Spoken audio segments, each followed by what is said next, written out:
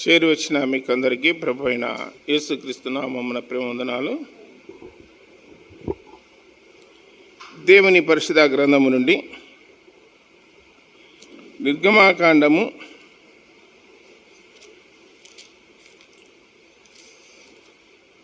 23వ అధ్యాయం.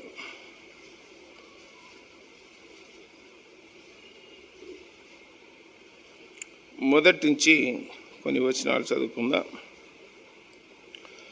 లేని వార్తను పుట్టింపకూడదు, అన్యాయపు సాక్ష్యమును పలుకుటకై దుష్టునితో నీవు కలియకూడదు. దుష్కార్యము జరిగించుటకై సమూహమును వెంబడించవద్దు. న్యాయమును త్రిప్పివేయుటకు సమూహముతో చేరి వ్యాజ్యములో సాక్ష్యము పలకకూడదు. వ్యాజ్యమాడువాడు బీదవాడైనను వాని ఎడల పక్షపాతము చూపకూడదు. నీ శత్రువుని ఎద్దైనను గాడిదైనను తప్పిపోచుండగా అది నీకు కనబడిన ఎడల అగత్యముగా దాన్ని తోలుకొని వచ్చి దాన్ని అప్పగింపవలెను. నీవు నీ పగవాని గాడిద బరువు కింద పడినట చూచి దాని నుండి తప్పింపకు ఇందునని నీవు అనుకొనినను అగత్యముగా వానితో కలిసి దాన్ని విడిపింపవలెను. దరిద్రుని వ్యాజ్యములో న్యాయము విడిచి తీర్పు తీర్చకూడదు. అబద్ధమునకు దూరముగా ఉండుము. నిరపరాధనైనను నీతిమంతునైనను చంపకూడదు. నేను దుష్టుణ్ణి నిర్దోషినిగా ఎంచను. లంచము తీసుకొనకూడదు. లంచము దృష్టిగల వానికి గుడ్డితనము కలగజేసి నీతిమంతుల మాటలకు అపార్థము చేయించును. పరదేశిని బాధింపకూడదు. పరదేశి మనస్సు ఎట్లుండునో మీరు ఎరుగుదురు. మీరు ఐగుప్తు దేశంలో పరదేశుల ఇంటిది కదా. చిన్న మాట ప్రార్థన చేద్దాం. పరలోకపు తండ్రి, మహిమగల దేవ, యేసు ప్రభువా, మీ పాదాలకు స్తోత్రాలు నాయన. మమ్మల్ని ప్రేమించి సజీవులుగా ఉంచి సజీవుడైన మిమ్మలను ఆత్మతో సత్యముతో ఆరాధించే భాగ్యం మాకు కలిగించినందుకు మీకు స్తోత్రాలు. కొద్ది నిమిషాలు సమయం ఉంటుండగా జీవము గల మీ మాటలు వినాలని ఆశతో ఉన్నాము. వాక్యం ద్వారా దర్శించి మాతో మాట్లాడండి. నిద్రమత్తున ఆయాసను దూరపరచండి. మాకందరికి వినే చెవి, గ్రహించే మనసు దయచేయండి. మీ పరిశుద్ధాత్మ సన్నిధి తోడుగా ఉంచి మమ్మల్ని అందరినీ చురుకుగా ఉంచి జీవము గల మీ మాటలు విని మా బ్రతుకులో, మా జీవితంలో వాటిని ఉంచుకొని సరిచేసుకొని దిద్దుకొని ముందుకు సాటు కృపజూపుదరని, మీ మహిమ మా ఎడల కనపరుచుదరని ప్రియరక్షకుడైన యేసుక్రీస్తు వారి జీవము గల నామమున స్తోత్రములు చెల్లించి బతిమాలి దీనులమై వేడుకొనుచున్నాము తండ్రి, ఆమేన్. నిర్గమాకాండము 23వ అధ్యాయము. మోషేకు దేవుడు ధర్మశాస్త్రం ఇచ్చినాడు. ధర్మశాస్త్రానికి మరొక పేరు ఏంటంటే న్యాయశాస్త్రము అని. ధర్మశాస్త్రం అంటే న్యాయశాస్త్రం అని. ప్రజలకు న్యాయము చేయడానికి దేవుడు నియమించినటువంటి శాస్త్రమే ధర్మశాస్త్రం. ఆ ధర్మశాస్త్రములో ఉన్నటువంటి కొన్ని మాటలు మనం ఇప్పుడు చదువుకున్నాం. నిర్గమాకాండం 23వ అధ్యాయంలో లేని వార్తను పుట్టింపకూడదు అని రాయబడింది. లోకములో రకరకాల వార్తలు వింటున్నారా లేదా? టీవీ 9 ఉంది, ఎన్టీవీ ఉంది, సాక్షి ఉంది, టీవీ 5 ఉంది, ఇంకా లోకల్ ఛానల్స్ దండిగా ఉన్నాయి. అన్ని న్యూస్ ఛానల్సే. వాటిలో ఫేక్ న్యూస్ ఎక్కువ, ఒరిజినల్ ఉండవు. అందుకని ఫేక్ న్యూస్ చెప్తూ ఉండడం వలన తీసుకుపోయి కోర్టుకు అప్పచెప్పి కోర్టు ద్వారా ఆ జైల్లో పెట్టించి మళ్ళీ బెయిల్ తెప్పించి ఇలాంటి పనులు చేస్తున్నారు. ఇప్పుడు న్యూస్ చెప్పేటువంటి వారు కూడా, జర్నలిజం కూడా భ్రష్టు పట్టింది. డబ్బులు ఇచ్చే వాళ్ళు చెప్తున్నారు. ఎవరు డబ్బులు ఇచ్చే వాళ్ళ గురించి పొగుడుతున్నారన్నమాట. గెలిచినప్పుడు ఒక రకమైన న్యూస్ చెప్తారు, ఓడిపోయినప్పుడు ఇంకొక రకమైన న్యూస్ చెప్తారు. ఇట్లా లోకములో లేని వార్తలు, ఉండేటివిగా చెప్పేది, లేని వార్తలు చెప్తున్నారు. ఇప్పుడు తుఫాన్ వస్తుంది, అన్ని ఛానల్స్ చెప్పవచ్చు. అది వాతావరణ కేంద్రం చెప్తారా చెప్పదా? వాతావరణ కేంద్రం అబద్ధం చెప్తుందా? చెప్తుంది అబద్ధం. ఇప్పుడు రైల్వే స్టేషన్లో టైమింగ్స్ ఉంటాయి, రైలు ఎన్ని గంటలకు వచ్చేది, అవన్నీ అవి అబద్ధాలు చెప్పినారు అనుకోండి, ప్రజలు ఏమవుతారు? తారుమారవుతారు, పోయి తిరగబడతారు జనాలు. ప్రతి రైల్వే స్టేషన్లో తిరగబడతారు టైం అబద్ధాలు గిన చెప్తే, టైమింగ్స్ మార్చి చెప్తే. కాబట్టి ఫ్లైట్కైనా ట్రైన్కైనా బస్సుకైనా రిజర్వేషన్ చేసుకుంటే ఆ టయానికి 10 నిమిషాలు అటో ఇటో ఖచ్చితంగా ఉండాలడ. అవన్నీ వాస్తవాలు, లోకములో జరుగుతున్నటువంటి వాస్తవాలు, అవి మనం చూస్తూ ఉన్నాం. కానీ దేవుని పిల్లల నోట లేని వార్త పుట్టింపకూడదు అన్నాడు. ఏ వార్త? వార్త అంటే న్యూస్, పుట్టింపకూడదు. కొన్ని కుటుంబాలలో జరిగేటువంటిది ఏమిటంటే, ఉన్నదానికంటే లేనిది ఎక్కువ చెప్తూ ఉంటారు, లేని విషయాలు చెప్తూ ఉంటారు. ఒక కుటుంబంలో వాళ్ళ అత్త కోడలు ఇద్దరు ఉండేది. అత్త బజారుకు పోయింది, కోడలు ఒకటి ఇంటికాడ ఉంది. ఉదయం పోతే సాయంత్రం వస్తుంది ఆమె. పక్కింటేమొచ్చి ఆ కోడలకు చెప్తా ఉంది, మీ అత్త పెద్ద గయాలి, ఎట్లా ఓర్చుకుంటున్నావో ఎట్లా సహించుకుంటున్నావో అని చెప్పింది. ఈమె ఏం మాట్లాడలేదు, మూగేమ లెక్క ఉంది అంతే, చెవుతీని ఊరికొంది అంతే కోడలు.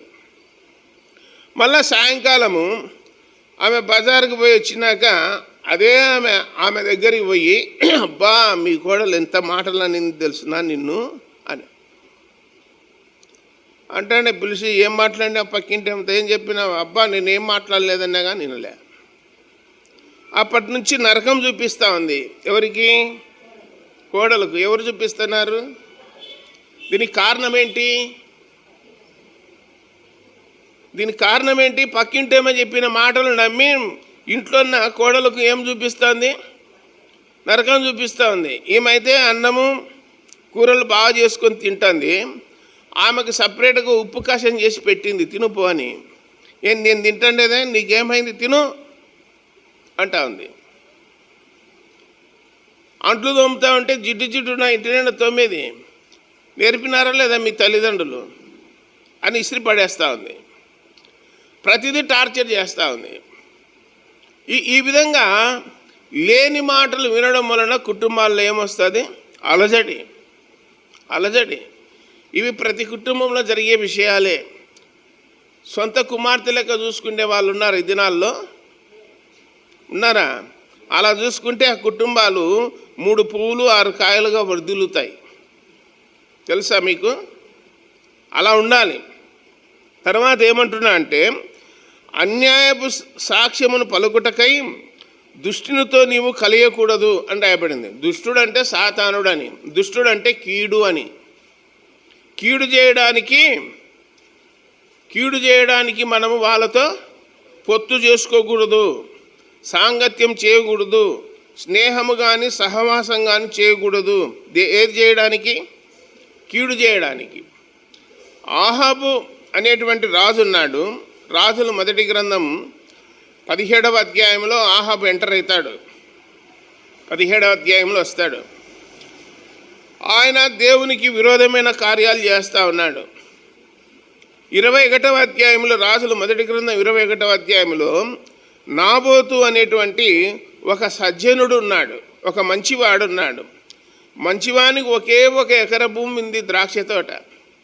అది తన పూర్వీకుల ద్వారా, పితరుల ద్వారా వచ్చినది. దానిని ఆశించినాడు రాజుగా ఉన్నవాడు. ఆ ఎకర ద్రాక్ష తోట నాకు కావాలా అని ఆశించినాడు. అతన్ని పిలిచి, ఈ ఎకరకు బదులు 10 ఎకరాల తోట నీకు ఇచ్చాను, 10 ఎకరాల ద్రాక్ష తోట నీకు ఇచ్చాను, నాకు ఎకర ద్రాక్ష తోట ఇయ్యి అన్నాడు. అంటే నువ్వు 10 ఎకరాలు కాదు 100 ఎకరాలు ఇచ్చిన నువ్వనయ్యా, నాకు అవసరం లేదు. నా పిత్రార్జితము, నా పితరులు, నా తల్లిదండ్రులు ఇచ్చినది, ఇది జ్ఞాపకార్థంగా అట్టనే ఉండాల్సిందే, నేను ఇవ్వను అని చెప్పినాడు. అంటే రాజు ఏం చేయాలి? సరే పరా, నీది నువ్వు ఎంచుకో, నాకెందుకు పో, ఇంకొకటి తీసుకుంటా పో అని అనాలి అంతే. పాలకుడు ఎట్లా ఉండాలి? ప్రజల మీద దయాదాక్షిణ్యాలు కలిగి ఉండాలి. ఆ దయాదాక్షిణ్యాలు లేకుండా కఠినము వహించి ఆ అన్నం నీళ్లు తినకుండా మంచం మీద అనుకొని ఉంటే భార్య వచ్చి అడిగింది, ఏమయ్యా అన్నం తినకుండా ఉన్నామంటే, మన రాజనగర్ని ఆనుకొని ఉంది కదా ద్రాక్ష తోట, అది ఇయ్యనన్నాడు అని. అంటే నీకు అధికారం లేదా? ఇప్పుడు నువ్వు రాజువు కాదా? నీకు అధికారం ఉంది, నువ్వు రాజువు, నువ్వేమైనా చేయొచ్చు. దానికి ఇంత బాధపడాలనా? అదెంత పని? నిమిషాల్లో చేసి పెడతా, ఒక మాట చెప్పు అంటే అది నాకు కావాలన్నాడు. ఇంకా నువ్వు ఊరికే ఉండు, అంతే. నువ్వు ఊరికొండు, నీకు కావాలా కదా. వెంటనే తప్పుడు సాక్ష్యం పలికిచ్చి తాగుడుబోతులకు డబ్బులు ఇచ్చి రాజును దూషించినాడని చెప్పి, దేవుణ్ణి దూషించినాడని చెప్పి అబద్ధ సాక్ష్యం పలికిచ్చి ఒక దినం ఏర్పాటు చేసి, సభ ఏర్పాటు చేసి, ఆ సభలో నాబోతు అనేటువంటి ఈ వ్యక్తి రాజును దేవుణ్ణి దూషించినాడని చెప్పి తప్పుడు సాక్ష్యం పలికిచ్చినారు. వెంటనే ప్రజలందరూ రాళ్లతో కొట్టి చంపినారు. ఎవరిని? నాబోతు. అలాంటి వాటికి మనం జై అనొచ్చునా? కొట్టరి, వెయ్యరి అని జై అన్నారనుకో, వాడు అసలు క్రైస్తవుడే కాదు, గుర్తుపెట్టుకోండి. అలాంటి వాటికి సపోర్టు చేయకూడదు. మనము సాంగత్యము, స్నేహము చేయకూడదు. అవి కూడా రాయించి పెట్టినాడు. బైబిల్లో మంచి ఉన్నాయి, చెడ్డ ఉన్నాయి. ఉన్నాయా లేదా? మంచి ఉన్నాయి, చెడ్డ ఉన్నాయి. అందుకే ఇది పరిశుద్ధ గ్రంథము. కప్పి పెట్టేది కాదు గ్రంథము. ఓపెన్ చేస్తుంది జీవితాన్ని, హృదయాన్ని. నీ హృదయంలో ఏముందో మొత్తం తీసి పూసగుచ్చినట్టు మొత్తం చెప్తుంది వాక్యము. నువ్వు ఏం చేస్తుండేది ఎంత చెప్తుంది. అద్దంలాగా చూపిస్తుందని రాయబడింది. అద్దంలాగా ఏం చూపిస్తుంది? మన జీవితాన్ని చూపిస్తుంది వాక్యం. ఆర్ఆర్కే మూర్తి గారు బ్రాహ్మణుడు. ఆయన ఇంగ్లీష్లో ఉన్నటువంటి యోహన్ సువార్త, ఆ సువార్తను తెలుగులో అనువాదం చేసి దొరలకు నేర్పడానికి ఆర్ఆర్కే మూర్తి గారు అన్నగారు ఒక ప్రైవేటు ట్యూషన్ లాగా చెప్పడానికి, ట్రాన్స్లేషన్ చేసి చెప్పడానికి దొరలకు నియమించినాడు. నెలకు 600 ఇస్తారు ఆ దినాల్లో దొర. ఎవరికి? ఆర్ఆర్కే మూర్తి గారికి. ఎందుకంటే తెలుగులో చెప్పినందుకు, తెలుగు నేర్పుతున్నందుకు. ఆ విధంగా నేర్పుతా ఉన్నప్పుడు ఆయన ఆలోచన చేసినాడంట, పరిశుద్ధ గ్రంథం అని పేరు పెట్టినారు, ఇది ఎక్కడి నుండి పరిశుద్ధ గ్రంథం అవుతుంది? ఇందులో ఎన్ని తప్పులు ఉన్నాయో నేను పట్టుకోవాలి. నేను బ్రాహ్మణుడిని, జ్ఞానం కలిగిన వాడిని, కాబట్టి అన్ని వేదాలను పఠించిన వాడిని, నాకు శ్లోకాలు తెలుసు, అన్నీ తెలుసు, ఈ గ్రంథంలో ఏముందో తప్పు పట్టుకోవాలని చెప్పి అన్వేషణ చేసినాడంట. మొత్తం లేఖనాలన్నీ పరిశోధించినాడు తప్పు పట్టుకోవడానికి. నువ్వేంది నన్ను పట్టుకునేది? నీళ్ళు ఎన్ని ఉన్నాయో చూడరా నాయన, ఎన్ని తప్పులు ఉన్నాయో చూడు, నువ్వు సత్య నరకానికి పోతావు అని చెప్పి మనసాక్షి గద్దించందంట ఆర్ఆర్కే మూర్తి గారిని. వెంటనే నేను తప్పు పట్టుకుందామని పోతే నా తప్పులన్నీ ఎత్తి చూపించండి అని చెప్పినాడు గ్రంథము. వెంటనే యేసుప్రభువుని నమ్ముకొని ఈ పరిశుద్ధ గ్రంథములో ఉన్న దేవుడు తప్ప ఇంకొక దేవుడు లేడని చెప్పి దేశవ్యాప్తంగా ప్రేమ ద్వారా జీవజలములు అనేటువంటి రేడియో ప్రోగ్రాములలో వాక్యం చెప్పినాడు. బైబిలు ఎవరినైనా పట్టుకుంటుంది. బైబిలు ఎవరికి లొంగదు. ప్రతి మానవుడు బైబిలుకు, పరిశుద్ధ గ్రంథానికి విధేయత చూపాల్సిందే, ఒప్పుకోవాల్సిందే చేతులు కట్టుకొని. ఈ గ్రంథము ఎదుట ప్రపంచంలో ఉన్న ఏ గ్రంథము నిలవదు. ఈ గ్రంథానికి ఉన్న పేరు సత్యవేద గ్రంథం అని రాయబడింది, పరిశుద్ధ గ్రంథం అని రాయబడింది. కాబట్టి ఇక్కడ అన్యాయపు సాక్ష్యము పలకకూడదు అని చెప్పి గ్రంథంలో రాయబడి ఉన్నది. బైబిల్లో రాజులు సమూయేలు 2వ గ్రంథం 13వ అధ్యాయములో ఒకడున్నాడు, పనికిమాలినోడు, బహు కపటము గలవాడు, యెహోనాదాబు. అతడు ఎలాంటి సలహాలు ఇస్తాడంటే, భ్రష్టు పట్టించేటువంటి సలహాలు ఇస్తాడు. బ్రతికినంత కాలం వాళ్ళ జీవితంలో ఆ మచ్చలు పోవు. అలాంటి సలహాలు ఇస్తాడు. ఎవడు? బహు కపటము కలిగిన వాడు దావీదు యొక్క సహోదరుని కుమారుడు యెహోనాదాబు. వాడు తప్పుడు ఆలోచనలు చెప్పినప్పుడు ఆ కుటుంబాలకు చెడ్డ పేరు వచ్చిందని చెప్పి గ్రంథంలో రాయబడింది. అహితోపేలు అనేవాడు ఉన్నాడు. సమూయేలు 2వ గ్రంథము 17వ అధ్యాయంలో అహితోపేలు అనేవాడు ఉన్నాడు. ఆ దినములయందు అహితోపేలు ఏ ఆలోచన చెప్పినా అది దేవుని యొద్ద విచారణ చేసి చెప్పినట్టుగా ఉండెను. దావీదు కూడా అలాగే భావించెను అని రాయబడింది. అహితోపేలు ఏమని చెప్పినాడంటే, మీ తండ్రి అయిన దావీదును చంపు అని అబ్షాలోముకు ఆలోచన చెప్పిన వాడు అహితోపేలు. చంపు అని చెప్పేది ఎవరు? సాతానుడు. బ్రతికించు అని చెప్పేది ఎవరు? దేవుడు. దేవుడు బ్రతికించేవాడు, సాతానుడు చంపేవాడు. మనం చంపే లిస్టులో ఉన్నామా, బ్రతికించే లిస్టులో ఉన్నామా? మనకు మనమే పరిశీలన చేసుకోవాలి. కాబట్టి న్యాయమును త్రిప్పివేయుటకై సమూహముతో చేరి వ్యాజ్యములో సాక్ష్యము పలకకూడదు. దేవనగర్లో నెంబర్ 1 హాస్టల్ వెనక ఉన్నారు. ఒక 10 కుటుంబాలు ఉన్నాయి వరుసగా. ఎవడు 1000 రూపాయలు ఇస్తే ఆ లాయర్ చెప్తాడు, జామీను మనీకి లాయర్ చెప్తాడు, నీకు 1000 రూపాయలు ఇస్తాను, నేను ఏం చెప్పినానో అవి జడ్జి ముందర చెప్పంటారు. మాదేముంది, ఏం చెప్తే అది చెప్తాము. హత్య జరిగేది నువ్వు చూసినావా? చూసినాను. ఈడేనా చేసింది? వాడే. కోర్టుకు కావాల్సింది ఏంటి? సాక్ష్యము. వీళ్ళు జామీను మట్టలు పోయి చెప్తున్నారు. దేనికోసము? 1000 రూపాయల కోసం. అసలు వీళ్ళకి అసలు ముఖం తెలియదు. వాళ్ళు ఎవరు, వాళ్ళ అడ్రస్ తెలియదు, ఏం తెలియదు. డబ్బులకు కక్కుర్తి పడి సాక్ష్యాలు చెప్పి జైల్లో ఇప్పించిన దినాలు ఎన్నో ఉన్నాయి.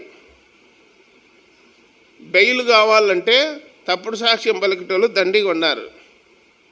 ఇంకొకటి గుర్తుపెట్టుకోండి, తప్పుడు రిజిస్ట్రేషన్లు.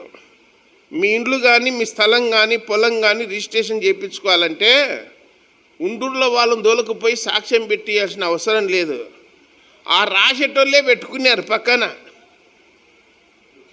రిజిస్ట్రేషన్ రాసేవాళ్ళే పక్కన పెట్టుకున్నారు. వానికి ఆధార్ కార్డు ఉంటుంది, అన్నీ ఉంటాయి. మీకు సాక్షి సంతకాలు దొరకకపోతే మేమే ఏర్పాటు చేస్తాము, కొనసాగించుకోండి అంటున్నారు.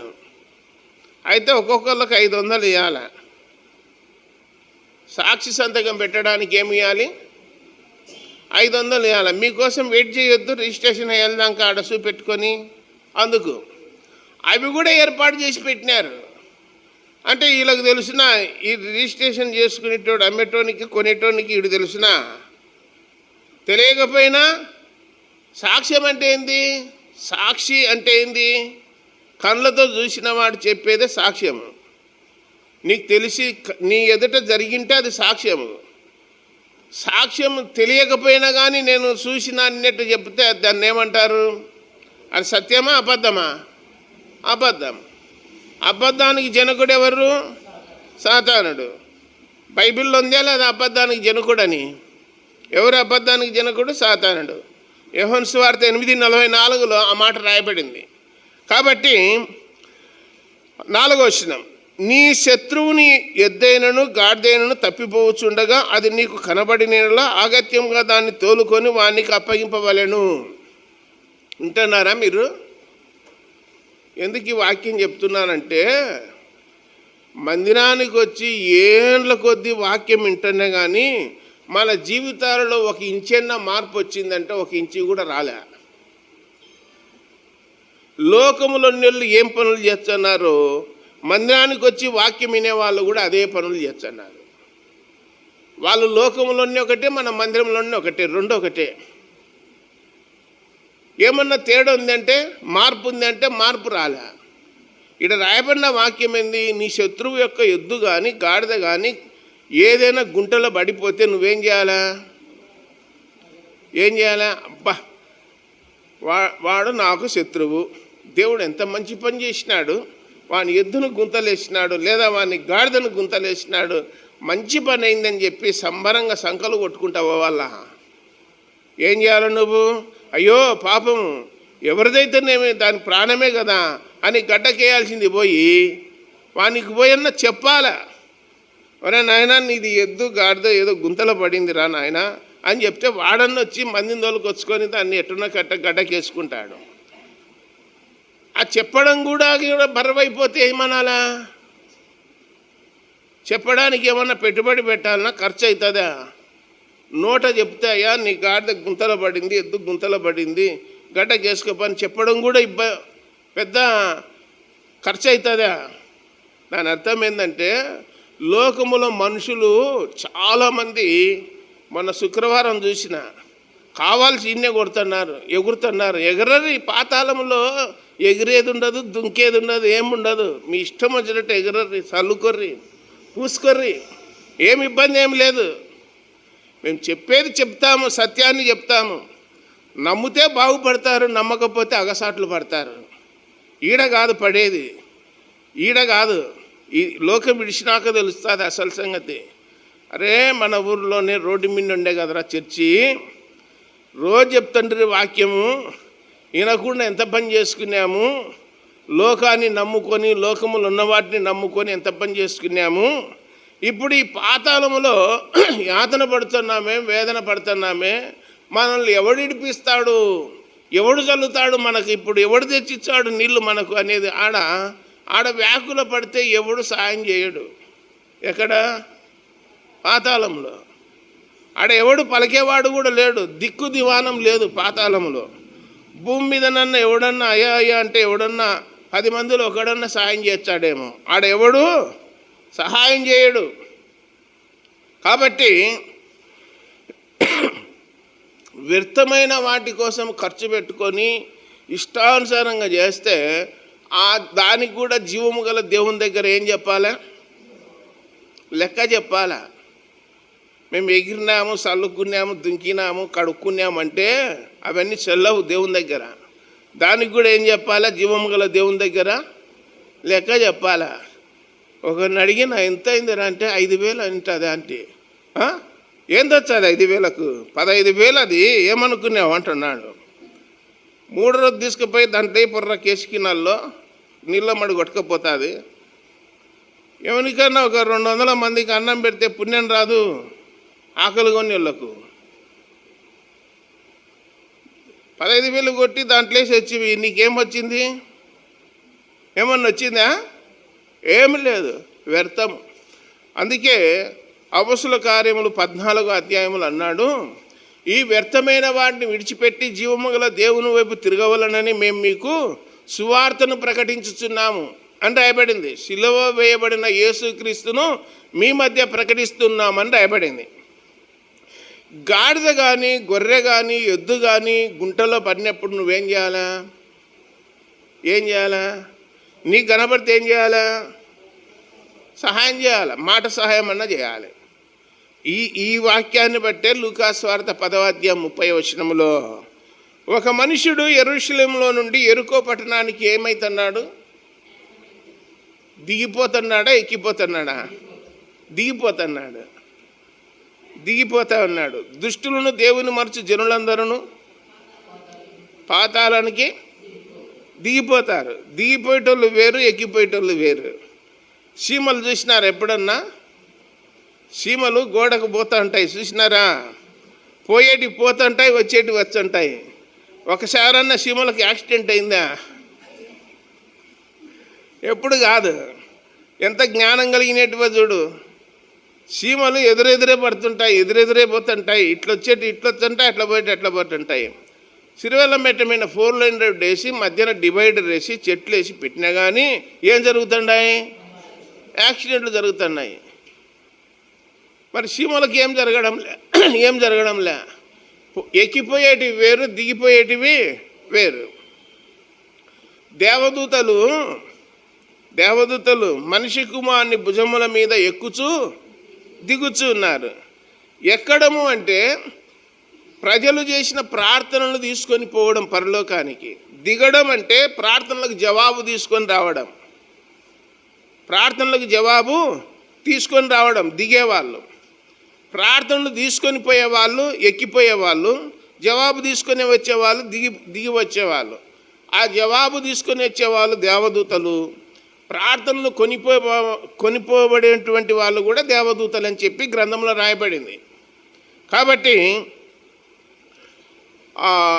అలాంటివి ఏవైనా మన లూకాసు వార్త 10:30 ఒక మనుషుడు ఏం చేస్తున్నాడు? యెరూషలేము నుండి యెరికో పట్టణానికి దిగిపోతున్నాడు. దొంగల చేతులు దొరికినాడు. దొంగలు ఏం చేసినారు? కొట్టినారు, గాయపరిచినారు, ఉన్నది దోచుకున్నారు. కొన ఊపిరితో ఎక్కడ పడేసినారు? త్రోపకన. ఆ రోజు నేను అనుకుంటున్న ఆదివారమేనేమో మనోళ్ళు మంచి ప్రధాన యాజకుడు బైబిల్ పట్టుకొని నడుముకు నల్ల తాడు బిగించుకొని మొత్తం యేసుప్రభులాగా బయలుదేరి వచ్చాడు బైబిల్ పట్టుకొని. దేనికి? చర్చికి. త్రోపకన కనపడినాడు. ఆదివారం పుట్ట బాగానేది నేను గడ్డకేయడము అనుకొని అట్లా వెళ్ళిపోయినాడు. ఇంకొకడు లేవీయుడు వచ్చినాడు. మామూలుగా లేవీయుడు మీకు అర్థం కానీ చెప్తున్నాను. ప్రధాన యాజకుడు అంటే వాక్యం చెప్పేవాడు అని, లేవీయుడు అంటే మామూలుగా పాట పాడేవాడు, ప్రార్థన చేసేవాడు, బైబిల్ పట్టుకొని వచ్చాడు. అతడు కూడా చూసినాడు.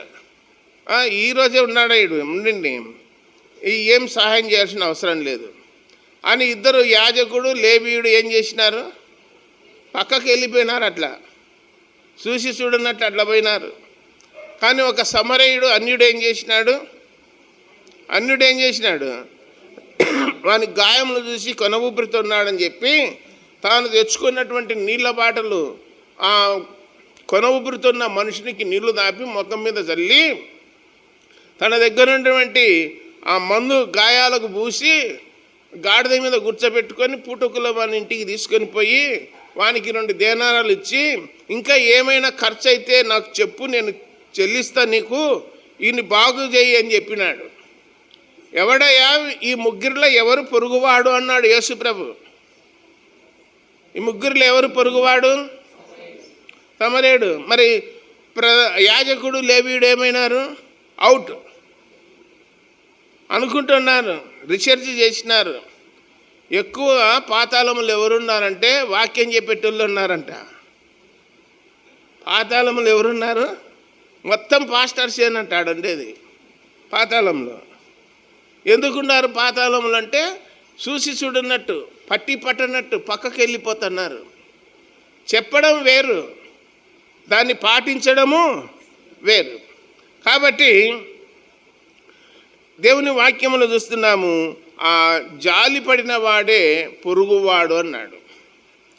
నీ పొరుగువాని ఇంటికి మాటి మాటికి వెళ్ళండి అని చెప్పినాడా?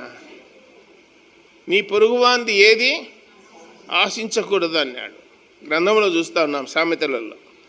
సరే, ఇక్కడ 7వ వచనములో అబద్ధానికి దూరముగా ఉండుము. అబద్ధానికి ఎక్కడ ఉండాలా? దూరంగా ఉండాలా. అగ్గిని చూసినారనుకో, ఏం చేస్తారు? అగ్గి కనపడింది అనుకోండి, ఏం చేయాలా? దూరం ఉంటారా? దగ్గరికి పోతారా? నన్ను కాల్చురా అని అగ్గి దగ్గరికి పోతారు ఎవరన్నా? ఎవరు అగ్గిని చూచే దూరంగా ఉంటారు కదా. మరి అబద్ధానికి ఎట్లా ఉండాలా? దూరంగా ఉండాలా. అబద్ధము నేను ఒకటే, అది నోట్ తెచ్చి అబద్ధాలే కొందరు నోట్లో వద్దని దేశనాలమంటే. అందుకే అన్నారు, సత్యము కాళ్ళు కడుక్కుండే లోపల అబద్ధం ఊరల్లా తిరిగి వచ్చిందంట, మొత్తం చూసి వచ్చిందంట ఊరల్లా. సత్యము నిదానం మీద, నిజం నిలకడం మీద తెలుస్తుంది అన్నట్లు సత్యము తెలుసుకోవాలంటే టైం పడుతుంది. అబద్ధానికి ఏం టైం పట్టదు. అబద్ధము వెంటనే. ఇప్పుడు ఎక్కువ లోకంలో ఏం పని చేస్తుంది? సత్యం పని చేస్తుంది, అబద్ధం పని చేస్తుంది. మొత్తం ప్రభుత్వాల కానుంటి, అధికారుల కానుంటి, పనులు చేసుకునే వాళ్ళ కానుంటి మొత్తం అబద్ధంలోనే మునిగి తేలుతున్నారు. మొత్తం మోసము, అబద్ధము, మొత్తం కపటము. అయా మేము మోసపోయినామంటే ఎవరు చెప్పుకుంటారు? మీరు మోసపోతే ఎవరు చెప్పుకుంటారు? మళ్ళా టైం వచ్చాది, టైం వచ్చినప్పుడు బాగుపడరు అంటున్నారు. ఇక్కడ గ్రంథంలో 7వ వచనంలో నిరపరాధి నేను నీతిమంతుడు నేను చంపకూడదు, నేను దుష్టుని నిర్దోషిగా ఎంచను. మనిషిని ఏం చేయకూడదు? మనిషిని ఏం చేయకూడదు? చంపకూడదు, నరహత్య చేయకూడదు అని గ్రంథంలో రాయబడింది. బైబిల్లో మొట్టమొదటి నరహత్య చేసిన వాడెవరు? కయ్యూను. వాడు బాగా గుర్తుంటాడు. ఎందుకున్నాడు? వాని స్వభావము దుష్టుని స్వభావం. వాడు ఎవరిని సంబంధి? సాతాను సంబంధి. వాడు సాతాను సంబంధి కాబట్టి వాని క్రియలు చెడ్డవి కనుక తన తమ్ముడిని సహోదరుడైన హేబెల్ని ఏం చేసినాడు? చంపినాడు. వాడు దుష్టుని సంబంధి, వాడు కయ్యూను అని చెప్పి గ్రంథంలో చూస్తున్నాం. కాబట్టి ఇంకొక మాట ఏమన్నాడంటే, నేను దుష్టుని నిర్దోషిగా ఎంచను, చంపకూడదు అన్నాడు. ఇప్పుడు లోకములో 100కి వాక్యం చెప్పే వాళ్ళు కూడా అట్లనే అంటున్నారు. బైబిల్ భాషను ఉపయోగించాలి మనము. ఎవరన్నా ఉరి పెట్టుకున్నారనుకో, ఎవరన్నా కాల్చుకున్నారనుకో, ఎవరన్నా చనిపోయినారనుకోండి, ఉరి పెట్టుకొని కాల్చుకొని ఏమంటున్నారు?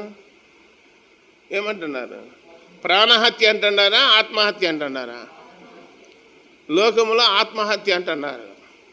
కానీ బైబిల్లో ఏమంటాడంటే ప్రాణహత్య, ప్రాణము హత్య చేసుకున్నాడు. అది ఆత్మ కాదు. ఆత్మకు మరణం లేదు.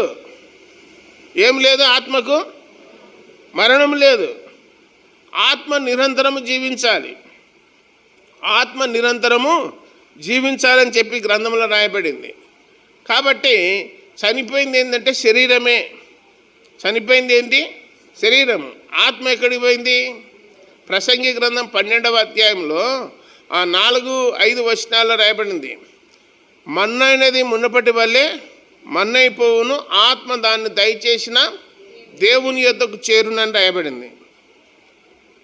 ఈ లోకములో ఏ మనుష్యుడు మరణించినా లేదా ఏ స్త్రీ మరణించినా దేవుని దగ్గర అటెండ్ కావాలా? పో అంటే పోవాలి, అంతేగా. ఆడ కనబడి కనబడిపోతుండాల్సిందే అంతే. ఆయన సెలవు లేనిది ఏది జరగదని రాయబడింది. కాబట్టి ఇక్కడ ఏమంటున్నా అంటే దుష్టుని నిర్దోషిగా ఎంచను అన్నాడు. దుష్టుణ్ణి నిర్దోషిగా ఎంచను. పోయిన ఆదివారం కూడా చెప్పినా అనుకుంటా. రోమపత్రిక 1వ అధ్యాయము చివరి వచనాలలో ఒక మాట రాయబడి ఉన్నది. 31.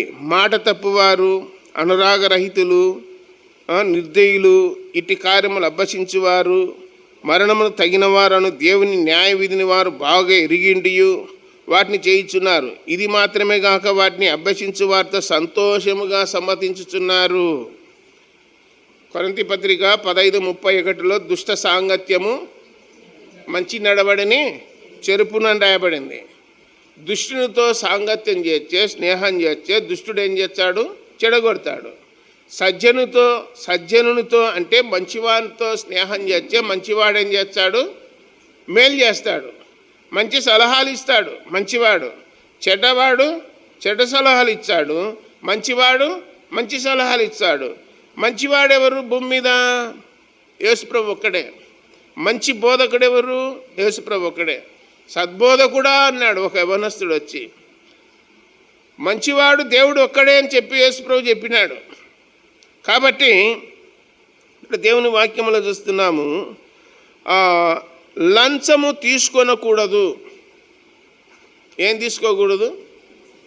లంచము తీసుకోకూడదు. ఓ సహోదరి పొద్దున్నే ఇంట్లోకి వచ్చి, నేను వచ్చా మీ ఊరికి అని, ఆటో మాట్లాడు అందరం పోదామని అంటే, ఆటోకి 600 అవుతుంది, ఎవరు కడతారు అంటే, నేను కడతాపా అంటుంది. నేను 400 ఇచ్చాను అంటే, నీ దగ్గర 10 రూపాయలు కూడా ఉండబోయి 400 పెట్టడానికి సాహసం ఎట్లొచ్చింది అంటే ఈ మధ్య లంచాలు తీసుకుంటున్నానే. హాస్పిటల్లో పనిచేస్తుంది, ఓపీ ఫోన్ చేసి చెప్తారంట వేరే వాళ్ళు. చెప్తే 10 రూపాయలు ఎగస్ట్రా ఇవ్వాలా ఓపీకి అంటే ఇస్తాంలే అంటే నెంబర్ ముందరే పెడతాదన్నమాట, డబ్బులు ఎక్కువ ఇచ్చే కొద్దీ.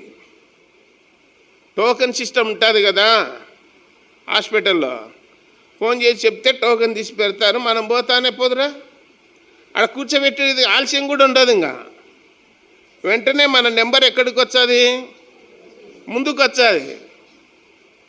వచ్చేది అని నేను చెప్పా. ఇంకా లంచాలు తీసుకొని ఏం చేయబోతుండవు, ప్రార్థనకి ఏం చేయబోతున్నావు అని. అంతే కదా చెప్తుంది, లంచం తీసుకుంటున్నా అంటుంది. లంచం ఏం చేస్తుంది? తీసుకోమన్నాడా తీసుకోకూడదు అన్నాడా? లంచం తీసుకోకూడదు. ప్రభుత్వ ఉద్యోగస్తులకు ప్రభుత్వం ఏం చేస్తుంది? జీతాలు ఇచ్చింది.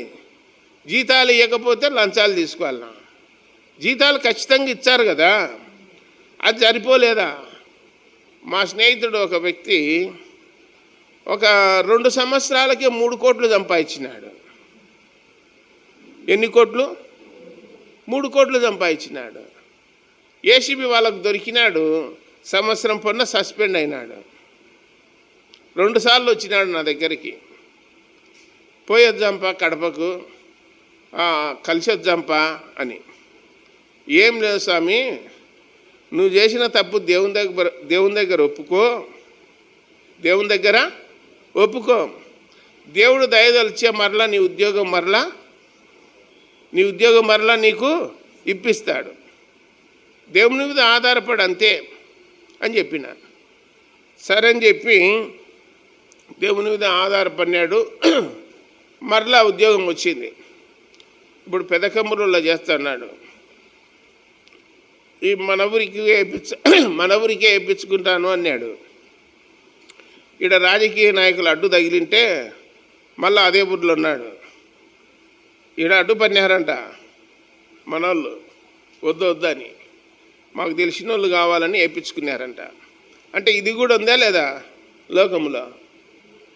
అధికారులను ఎవరిని పెట్టుకుంటున్నారు? అనుకూలమైన వారిని, తమకు అనుకూలమైన వారిని పెట్టుకుంటా ఉన్నారు. ఒకవేళ మాట వినకపోతే ఏం చేస్తారు? అంతే. ఇప్పుడు కాదు, మొదటి నుంచి ఇదే జరుగుతుంది. ఈ తంతు అనేది మేము చిన్నప్పుడు కూడా ఇదే. టీచర్లను ట్రాన్స్ఫర్ చేయాలంటే ఆలగడ్డల సమితి ఆఫీస్ ఉండేది. ఆ అధికారము గ్రామ ప్రెసిడెంట్కి ఉండేది. గ్రామ ప్రెసిడెంట్ ఒక లెటర్ రాసిస్తే ఆ సమితి ఆఫీసులో ఆ చైర్మన్ ఉంటాడు కదా, ఆయనకి ఇచ్చి వెంటనే ట్రాన్స్ఫర్ చేస్తారు. అది కింద ఉన్న వాళ్ళు ఏం చేస్తారంటే లంచములు రుచి మరిగి ఇలాంటి పనులు చేస్తున్నారు. కాబట్టి లంచము దేవుడు ఏమన్నాడు? లంచము తీసుకోకూడదు. లంచము దృష్టి గలవానికి ఏం చేస్తుంది? గుడ్డితనం కలగజేయును అన్నాడు. దృష్టి గలవానికి గుడ్డితనం కలగజేసి నీతిమంతుల మాటకు అపార్థం పుట్టించును అన్నాడు. పోలీస్ స్టేషన్కి తీసుకుపోయినారు 2 కుటుంబాలను. ఒక కుటుంబం వాళ్ళు డబ్బులు ఇచ్చినారు, ఒక కుటుంబం వాళ్ళు ఇవ్వలే. దాడి చేసింది డబ్బులు ఇచ్చిన వాళ్ళే, దెబ్బలు తిన్నోళ్ళు డబ్బులు లేని వాళ్ళు. డబ్బులు లేని వాళ్ళ మాట పోలీస్ స్టేషన్లో చెల్లలే. వాళ్ళు డబ్బులు ఇచ్చి మెల్ల కాకుండా ఇంటికి పోయినారు. మీదే తప్పు, లోపలికి పారి అని లోపల వేసినారు. దెబ్బలు తగిలి గాయాలు ఉన్నా కానీ వీళ్ళను లోపల దబ్బుతున్నారు. దీన్ని ఏమంటారు? లంచం ఏం చేసింది? అధికార దుర్వినియోగానికి పాల్పడేటట్లు చేసింది. స్టేషన్కి పోతే న్యాయం దొరుకుతుందా? పోతే దొరుకుతుందా? ఎవడు డబ్బు ఇచ్చే వాన్య న్యాయం, డబ్బు లేనిది అన్యాయం.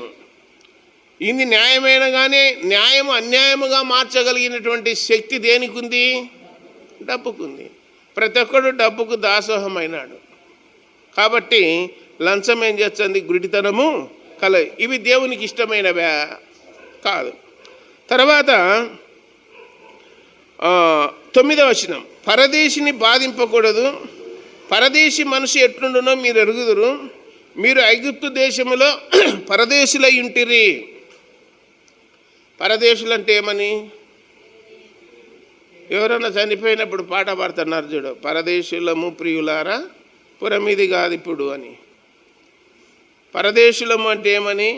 మనది ఈ దేశం కాదు, వేరే దేశము అని. ఏ దేశం మనది? ఈడ బాగానే చెప్తారు పరలోక దేశం అని.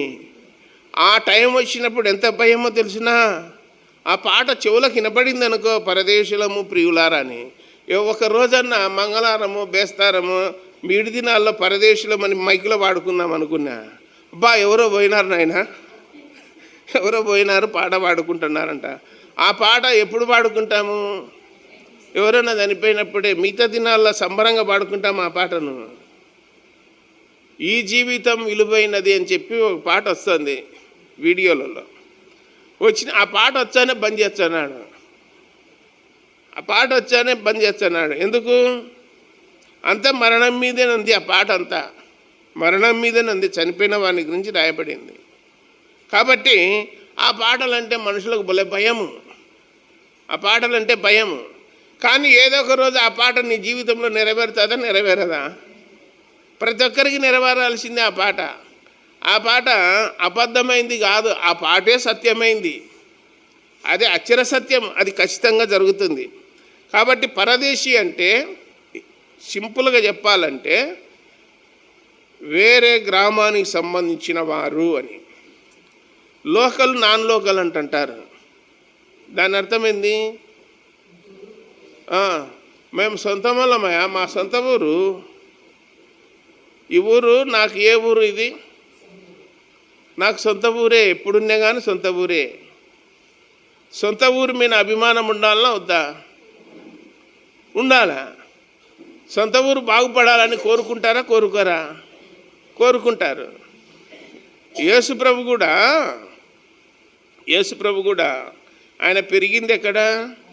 నజరేతులో. ఆయన పుట్టింది ఎక్కడ? బెత్లెహేంలో. ఇప్పుడు చూడుకోండి ఎట్లున్నాయో. బెత్లెహేము చూడుకోండి, నజరేతు చూడుకోండి, పెద్ద సిటీలు అవి. ఆయన కొండ మీద ప్రార్థన చేసినాడు, అది పెద్ద సిటీ.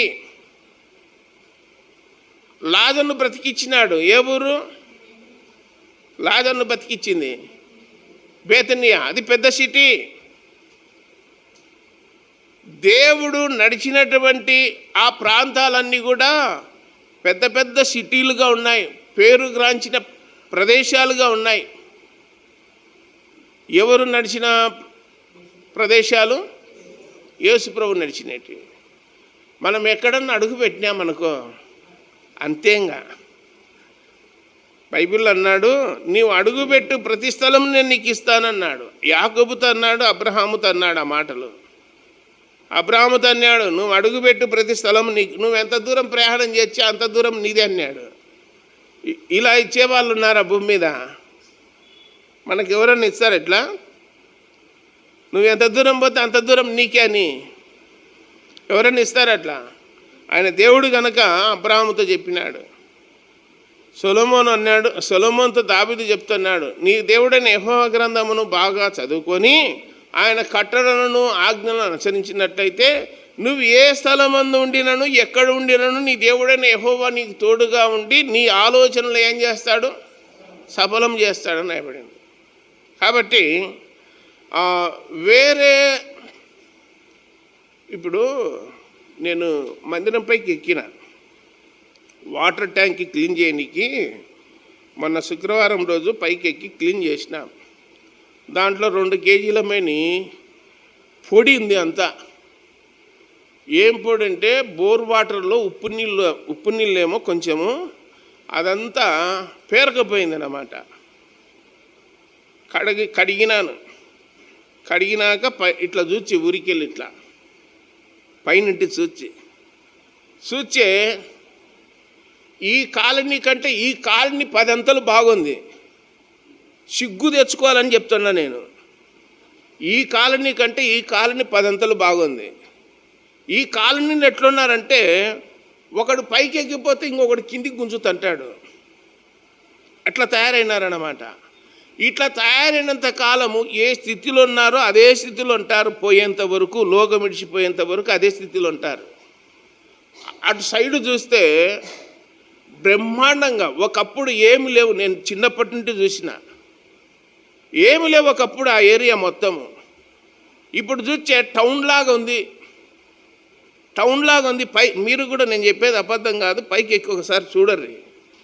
ఈ ఏరియా ఎట్లుంది, ఆ ఏరియా ఎట్లుంది. పై చేయి అయినారు, అర్థం చేసుకోర్రి. కింది చేయి అయింది. మన చేయి ఇట్లుండాల్సింది పోయి ఇట్లయింది. ఎందుకైందంటే ఎగురడము, పూసుకోవడము, రుద్దుకోవడము, కేకలేయడము. ఇంతేంగా ఈ పని చేసేంత వరకు ఇంతే ఉండేది. ఇట్లనే ఉంటుంది చెయ్యి, ఇట్లుండదు. ఇట్లుండాలంటే ఎవరిని నమ్ముకోవాలి? దేవుని నమ్ముకోవాలి. కాబట్టి అంతా ఒకసాట పుట్టి పెరిగిన వాళ్ళే, ఉండు వాళ్ళే వాళ్ళు బాగుపడుతున్నారు, వీళ్ళు భంగమవుతున్నారంటే దానికి కారణం ఏంటంటే ఇంకా బొమ్మను నమ్ముకొని ఉన్నారు. మామూలుగా కాదు, అతుక్కున్నారు. ఇంకా బొమ్మనే అతుక్కున్నారు, అట్లా తయారైనారు. పైకి ఎక్కి చూస్తే ఇంకా 10 కొట్టాలు కనపడుతున్నాయి, పైనుంటి చూస్తుంటే. ఎప్పుడో 30 ఏళ్ళ కిందట చూసినట్టు ఇప్పుడు కూడా ఉన్నాయంటే ఆశ్చర్యం వేస్తుంది. గ్రంథంలో వేరే గ్రామస్తులు బ్రతుకుదేరువుకు వస్తారా రారా? ఆ కాలనీలో ఉన్న వాళ్ళంతా నాకు తెలుసు, ఆయన కూడా ఉన్నాడు. ఆడపిల్లలను వేరే ఊరికి ఇచ్చే వాళ్ళు వచ్చి ఈయనే బతుకుతున్నారు. బ్రతికి ఉన్న వాళ్ళకంటే వాళ్ళు గొప్పవాళ్ళు అయిపోయి బ్రహ్మాండంగా ఉన్నారు. నెగిడిపోయినారు, మొత్తము నెగిడిపోయినారు. మన పరిస్థితి ఎట్లంటే స్వార్థం పెరిగిపోయింది. మనం అట్లా తయారైనాం. వేరే గ్రామస్తులను ఏం చేయకూడదు, బాధ పెట్టొచ్చునా? మనం బాధ పెట్టొచ్చిన బతుకుదేవుడు కోసం వచ్చినారనుకోండి, వచ్చి ఏం చేయాలి? బాధ పెట్టకూడదు, వాళ్ళ జోలికి అసలు పోకూడదు. బైబిల్లో అదే చెప్పేది. ఐగుప్తు దేశంలో ఎన్ని సంవత్సరాలు ఉన్నారు ఇశ్రాయేల్ ప్రజలు? 450 ఏండ్లు అని గ్రంథములు ఉంది. 450 ఏండ్లు పరాయి దేశంలో ఉన్నారు. భారతదేశంలో ఉన్న ఈ ప్రజలు కూడా 200 ఏండ్లు ఎవరి స్వాధీనంలో ఉన్నారు? బ్రిటిష్ వాళ్ళ స్వాధీనంలో. ఎవరు ఇడిపించినారు మనల్ని? దేవుడే. గ్రంథమే కారణము. మనం ఇడిపించబడి ఇలాగున్నామంటే గ్రంథమే కారణం. ఇప్పుడు ఉన్నోళ్ళు అంటున్నారు వాళ్ళు ఉండింటేనే బాగుండి ఇప్పుడు ఉన్నోళ్ళ కంటే అంటున్నారు. ఏమొచ్చింది స్వాతంత్రము? ఏమి రాలేదు. వాళ్ళే బాగు చేసినారు. హాస్పిటళ్ళు పెట్టినారు, రోడ్లు వేసినారు, ట్రైన్ మార్గాలు వేసినారు, ఎయిర్పోర్ట్లు పెట్టినారు, సముద్ర మార్గాలు పెట్టినారు, విద్య నేర్పినారు, వైద్యం నేర్పినారు, అన్నీ నేర్పినారు. వాళ్ళే మేలు. ఇప్పుడున్న వాళ్ళు అన్నీ తింటున్నారు. విద్యలో తింటున్నారు, వైద్యంలో తింటున్నారు, అన్నిట్లలో తింటున్నారు. వాళ్ళు 200 ఏళ్ళు పాలన చేసి మేలు చేసిపోయినారా, కీడు చేసిపోయినారా? మేలు. వాళ్ళు కట్టినది బొగద దగ్గర, బ్రిడ్జి దగ్గర ఒక ఇటుకలతో కట్టినది ఒకటి ఉంది. ఇటుకది పెంకు కూడా లేపుకోలేకుండా ఉన్నాడు ఇండియా వాడు. వాళ్ళు కట్టిపెట్టినది ఒక ఇటుక పొడి రాళ్ళే. ఈరోజు వరకు 100 ఏళ్ళు 120 ఏళ్ళు అయింది బ్రిడ్జి నుండి ఆడ. అంటే వాళ్ళ జ్ఞానానికి మన జ్ఞానానికి ఎంత తేడా ఉందో చూడు. జీవము గల దేవుడిచ్చే జ్ఞానం వేరు, బొమ్మకున్న జ్ఞానం వేరు. అదే రాయబడింది కీర్తనలలో. బొమ్మను పూజించే వానికి ఏ పాటి జ్ఞానము గలదు అన్నాడు. వాని జ్ఞానం ఏం జ్ఞానము? వన్ సైడే, పైకి పోయే జ్ఞానం కాదు అది. పైనుండి వచ్చే జ్ఞానం ఉంది అని యాకోబు పత్రికలో ఉంది. కాబట్టి దేవుని సన్నిధిలో ఉన్న మనము దేవునికి ఏమేమి చెప్తున్నాడో, లంచము తీసుకోకూడదు, అబద్ధ సాక్ష్యము చెప్పకూడదు, అన్యాయము చేయకూడదు, పరదేశులను బాధింపకూడదు, చేతనైతే సహాయం చేయండి, చేత కాకపోతే ఊరుకొండండి. అదే దేవుడు చెప్పేది. చేతనైతే మేలు చేయి, మేలు చేయడం చేత కాకపోతే ఊరుకోండు. ఊరుకొండర్రా నాయన అంటే ఎందుకు ఊరుకుంటాం మేము? దేవుడు ఏమంటాడంటే ఊరుకొండండి అన్నాడు. ఊరుకుంటే దేవుడు చేసే రక్షణ కనులారా చూస్తారని రాయబడింది. ఎర్ర సముద్రం దగ్గర కేకలయ్యాకర్రి ఊరుకొండండి అన్నాడు మోషే. ఊరుకొండండి అంటానే ఊరుకొన్నప్పుడు సముద్రం ఏమైంది? నిమ్మలంగా ఉంది. దైవజనుడు మోషే కర్రతో కొట్టినాడు, పాయలైపోయింది. ఊరుకుంటేనే దేవుడు కార్యం చేసేది. లేదు మేము నోరు తెరిచామంటే దేవుడు ఏ కార్యము చేయడు. దేవుడు ఈ తలంపులన్నిటినీ మనందరి కొరకు దీవించును గాక. ప్రార్థన చేసుకుందాం. పరలోకపు తండ్రి, మహిమగల దేవ, యేసు ప్రభువా, మీ పాదాలకు స్తోత్రాలు నాయన. మమ్మల్ని ప్రేమించి సజీవులుగా ఉంచి ఈ ప్రదినమందు ఆత్మతో సత్యముతో ఆరాధించే భాగ్యం ఇచ్చారు. మీకు స్తోత్రాలు. కొద్ది నిమిషాలు సమయం ఉండగా జీవము గల మీ మాటలు విన్నాము నాయన. యుగాంతమందున్న మాకు బోధ కలగడానికి, బుద్ధి కలగడానికి దృష్టాంతముగా రాయించినందుకు మీకు స్తోత్రాలు. మా జీవితాలను నాయన అందరినీ ప్రేమగా చూడడము, అందరినీ సమాధానం కలిగి ఉండడము, శక్యమైతే సంఘానికి వెలపటి వారి ఎడల సమాధానము కలిగి ఉండుడి అని రాయించినందుకు స్తోత్రాలు చెల్లిస్తున్నాం. ఏ మనుషుని నిషేధింపకూడదు. అందరూ మీ పిల్లలనైనా, అందరూ బ్రతకాలి, అందరూ మీ రాజ్యములు ఉండాలని ప్రతి మనిషిని కొరకు ప్రాణం పెట్టిన రక్షకుడా మీకు స్తోత్రములు చెల్లిస్తున్నాం. మా మధ్య ఎలాంటి పక్షపాతం ఉండకూడదు, ఎక్కువ తక్కువ అనేది ఉండకూడదు. మీ సన్నిధిలో మేమందరము సమానమేనాయన. దేవా మీకు స్తోత్రములు చెల్లిస్తున్నాం. ఇన్న వాక్యాలనైనా ప్రజలు హృదయములో భద్రపరుచుకొని అలాగూ సాగుటకు దయచూపండి. ఏవైనా మీకు అయిష్టమైనవి, ఇష్టం లేనివి ఏమైనా ఉంటే సరిచేసుకొని ముందుకు సాగడానికి కృప చూపండి. అందరినీ దీవించి ఆశీర్వదించి మీ కృపలో వృద్ధిలో చేసి మీరే మహిమ పొందుదురని, మీ సన్నిధి మాకందరికీ తోడుగా ఉంచుదురని, అనారోగ్యం ఉన్న మా ప్రియులను దర్శించి స్వస్థపరచుదురని, సాయంకాలం నాయన పిల్లవాడు జోయల్ సాత్విక్ బర్త్డే సాయంత్రము 6 గంటలకు జరగవలసి ఉన్నది. మంచి వాతావరణం దయచేయండి. ఆ ఫంక్షన్ చక్కగా జరిగి మీ నామం మహిమపరచబడినట్లు కృప చూపండి. అందరినీ దీవించి ఆశీర్వదించి మహిమ పొందుదురని, మమ్మల్ని అందరినీ కాపాడుదురని ప్రియరక్షకుడైన యేసుక్రీస్తు వారి జీవముగల నామమున స్తోత్రములు చెల్లించి బతిమాలి దీనులమై వేడుకొనుస్తున్నాము తండ్రి. ఆమేన్. అందరికీ వందనాలమ్మా. వందనాలు.